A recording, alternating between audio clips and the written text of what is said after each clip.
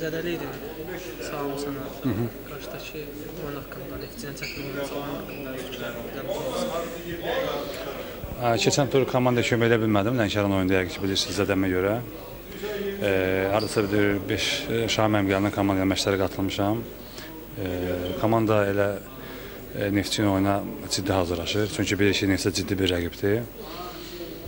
Azərbaycanın ən yaxşı komandalarından biridir. Çünki bizim də komandalar sonuncu pillədə olduğu üçün komanda çalışıb bu oyundan xalq götürmək istəyirik. Çünki bizə vacibdir. Yəni son mövqelərdən qurtulmaq üçün. Komandada indi bəzi zədələrimiz var idi. İndi komandada hər şey normaldır. Məşqlər yüksək templə gedir. İnanıram ki, komanda bu məşqdə göstərdikləri meydanda göstərsə, komanda inanıram ki, oradan 3 xalına dönə bilərik səfərdən. Əlbəttə, yəni səfər deyəndə ki, indi Bakıda elə bir səfəri yoxdur, amma yəni deyirəm, bizim üçün səfər oyundur. Amma indi bu oyuna uşaqlar bu oyun məşqdəki tempi Neftçinin oyundakı göstərsə, mən inanıram ki, 3 xalına biz oradan ayrılacaq. Yəni komanda hər şey normaldır, hər şey yüksək səviyyədə gedir, məşqlərimiz yaxşıdır. Yəni əsas odur ki, bu məşqlərdə göstərdiyimiz oyunda göstəririk. Yeni baş məşqçi özün qeyd edin, Şahin Diliyev. Artıq bir müddət ki, sizinlə bərabər məşqlər keçir. Bu məşqlər haqqında, komandadakı abunə haqqında danışalım. Şahin mənim indi yeni bir məşqçi deyil. Şahin mənim uzun illərdir baş məşqçi çalışıb. Əlbəttə, istər milli komandada olsun, istər klublarda olsun. Yəni təcrübəsi də ki, məşqdə görsənir.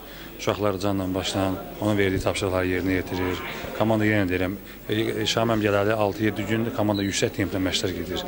Yəni deyirəm, mən ona görə qeyd edim ki, yəni bu məşqdə göstərdiyimiz oyunda göstərsək, biz inşallah 3 xaldan dönəcəyik orada. Yəni ona görə deyirəm ki, yəni komanda istək var, komandada yəni qələbə inamı var uşaqlarda. Əsas odur ki, birinci növbədə uşaqlara bu sonuncu pillədə olan bir komandanın psixoloji hazırlamaq lazımdır. Şahin mənim də bunu bacarır. Yəni uşaqlara da onu aşılayır ki, yəni biz sınmamalıyıq. Yəni futbolda hər şey olur, udmaq da olur, uduzmaq da olur. Sadəcə o yəni əzmkarlıq göstərmək lazımdır.